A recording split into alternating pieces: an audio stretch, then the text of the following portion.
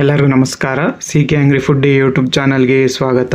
ಇವತ್ತು ನೀವು ಮನೆಯಲ್ಲೇ ಗರ್ಗರಿಯಾದ ನಿಪ್ಪಟ್ಟು ಸೇಮ್ ಹಂಗೆ ಬೇಕ್ರಿಲಿ ಯಾವ ರೀತಿ ಸಿಗುತ್ತೆ ಅದೇ ಥರನೇ ಇರುತ್ತೆ. ಅದು ಯಾವ ರೀತಿ ಮಾಡೋದು ಅಂತ ನಾನು ನಿಮಗೆ ತೋರಿಸ್ಕೊಡ್ತೀನಿ. ಹೊಸ್ದಾಗಿ ನೋಡ್ತಿರೋರು ನನ್ನ ಚಾನಲ್ನ ಸಬ್ಸ್ಕ್ರೈಬ್ ಮಾಡ್ಕೊಳ್ಳಿ.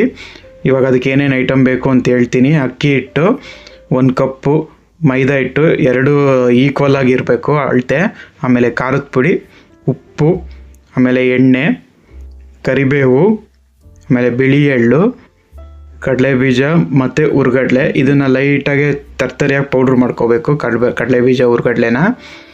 ಈಗ ಒಂದು ಬೌಲ್ಗೆ ಫಸ್ಟು ಅಕ್ಕಿ ಹಿಟ್ಟು ಹಾಕ್ತಾಯಿದ್ದೀನಿ, ಆಮೇಲೆ ಮೈದಾ ಹಿಟ್ಟು 2 ಈಕ್ವಲ್ ಆಗಿರಬೇಕು ಅಳತೆ, ಆಮೇಲೆ ರುಚಿಗೆ ಉಪ್ಪು, ಆಮೇಲೆ ಖಾರದ ಪುಡಿ. ಖಾರ ಜಾಸ್ತಿ ಬೇಕಂದ್ರೆ ಜಾಸ್ತಿ ಯೂಸ್ ಮಾಡ್ಕೊಳ್ಳಿ, ಯಾಕಂದರೆ ಖಾರ ಇದ್ದರೆ ತಿನ್ನೋಕ್ಕೆ ಚೆನ್ನಾಗಿರುತ್ತೆ. ನೋಡಿ, ಇದು ಬಿಳಿ ಎಳ್ಳು ಹಾಕಲೇಬೇಕು, ನಿಪ್ಪಟ್ಟಿನ ಟೇಸ್ಟಿಯಾಗಿರುತ್ತೆ. ಆಮೇಲೆ ಕರಿಬೇವು ನಾನು ಸಣ್ಣಕ್ಕೆ ಹಚ್ಕೊಂಡಿದ್ದೀನಿ.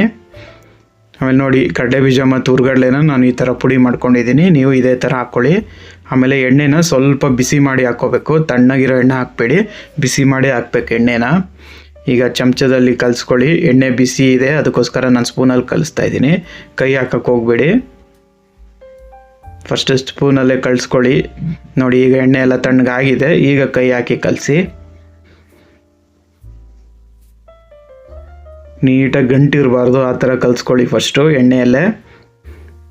ಇವಾಗ ಸ್ವಲ್ಪನೇ ನೀರು ಹಾಕಿ ಕಲಿಸ್ಕೋಬೇಕು. ಚಪಾತಿ ಹಿಟ್ಟು ಅದಕ್ಕೆ ಬರಬೇಕು, ತುಂಬ ಗಟ್ಟಿ ಇರಬಾರ್ದು ಹಿಟ್ಟು, ತುಂಬ ಗಟ್ಟಿನೂ ಇರಬಾರ್ದು, ತುಂಬ ಮೆತ್ತಗೂ ಇರಬಾರ್ದು, ಮೀಡಿಯಮ್ ಆಗಿರಲಿ. ನೋಡಿ, ಇಷ್ಟೇ ಹದ ಬರಬೇಕು. ನಾನಿಲ್ಲಿ ಚಪಾತಿ ಹಿಟ್ಟು ಅದಕ್ಕೆ ಕಲಿಸಿದ್ದೀನಿ. ನೋಡಿ, ಈಗ ಹಿಟ್ಟು ಕಲಸಿ ರೆಡಿಯಾಗಿದೆ. ಈಗ ಇದಕ್ಕೆ ಒಂದು ಬಟ್ಟೆನ ಮುಚ್ಚಿಟ್ಬಿಡಿ, ಒಂದು 5-10 ನಿಮಿಷ ಇದನ್ನು ಹಂಗೆ ಬಿಡಿ.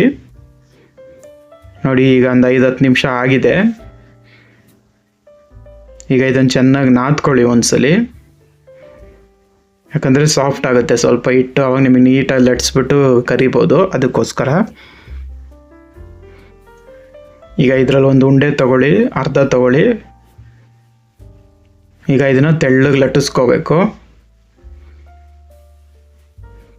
ಹಿಟ್ಟೇನು ಹಾಕೋಬಾರ್ದು, ಹಂಗೆ ಲಟ್ಟಿಸ್ಕೊಳ್ಳಿ, ಹಿಟ್ಟು ಯೂಸ್ ಮಾಡೋ ಹಂಗಿಲ್ಲ. ನೋಡಿ, ನಾನು ಇಷ್ಟು ಲಟ್ಟಿಸ್ಕೊಂಡಿದ್ದೀನಿ. ಈಗ ನಿಮ್ಗೆ ಯಾವ ಅಳತೆ ಕಪ್ ಬೇಕೋ ಆ ಅಳತೆ ಕಪ್ ತೊಗೊಂಡು ನೋಡಿ ಈ ಥರ ಕಟ್ ಮಾಡ್ಕೊಳ್ಳಿ.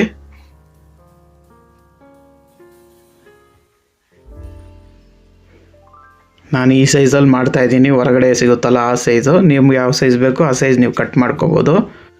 ಈಗ ಇದನ್ನು ತೆಗೆದುಬಿಡೋಣ. ನೋಡಿ, ಎಷ್ಟು ಚೆನ್ನಾಗಿ ರೌಂಡಾಗಿ ಬಂದಿದೆ. ಈಗ ಒಂದು ಬಾಣಲಿಲಿ ಎಣ್ಣೆ ಕಾದಿದೆ. ಈಗ ಒಂದೊಂದೇ ನೋಡಿ ಇದೇ ಥರ ಮೀಡಿಯಮ್ ಫ್ಲೇಮಲ್ಲೇ ಇರಬೇಕು, ತುಂಬ ಜಾಸ್ತಿ ಉರಿ ಕೊಡಬೇಡಿ, ಸೀದೋಗ್ಬಿಡುತ್ತೆ ನಿಪ್ಪಟ್ಟು, ಅವಾಗ ಒಳಗಡೆ ಬೇಯೋದಿಲ್ಲ, ಮೆತ್ತಗಿರುತ್ತೆ. ಮೀಡಿಯಮ್ ಫ್ಲೇಮಲ್ಲೇ ನಿಧಾನಕ್ಕೆ ಕರಿಬೇಕು. ನೀವು ಜೋರಾಗಿ ಕರೆದ್ರೆ ಮೇಲೆ ಗರಿ ಆಗುತ್ತೆ, ಒಳಗಡೆ ಮೆತ್ತಗಿರುತ್ತೆ, ತಣ್ಣಗಾದ್ಮೇಲೆ ತಿನ್ನೋಕ್ಕೆ ಚೆನ್ನಾಗಿರಲ್ಲ. ನಿಧಾನಕ್ಕೆ ಕರೀರಿ, ಮೀಡಿಯಮ್ ಫ್ಲೇಮಲ್ಲೇ ನಿಧಾನಕ್ಕೆ ಕರೀರಿ ಇದನ್ನು. ನೋಡಿ, ಈಗ ಆಗಿದೆ, ಇದು ನಿಪ್ಪಟ್ಟು ರೆಡಿ ಇದೆ. ನೋಡಿ, ಈ ಕಲರ್ ಬರಬೇಕು, ಅಲ್ಲಿ ತನಕ ನಿಧಾನಕ್ಕೆ ಕರೀರಿ, ಗರಿ ಆಗದೆ. ನೋಡಿ, ನಿಪ್ಪಟ್ಟು ರೆಡಿಯಾಗಿದೆ. ನೋಡಿ, ರುಚಿಯಾದ ನಿಪ್ಪಟ್ಟು ರೆಡಿಯಾಗಿದೆ. ತುಂಬ ಚೆನ್ನಾಗಿರುತ್ತೆ ಈ ಚಳಿಗಾಲದಲ್ಲಿ ತಿನ್ನೋದಕ್ಕೆ, ಈವ್ನಿಂಗ್ ಕಾಫಿ ಜೊತೆ. ಒಂದ್ಸಲಿ ಟ್ರೈ ಮಾಡಿ.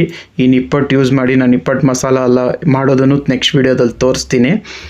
ಅಲ್ಲಿವರೆಗೂ ವೆಯ್ಟ್ ಮಾಡ್ತಾಯಿರಿ. Thank you.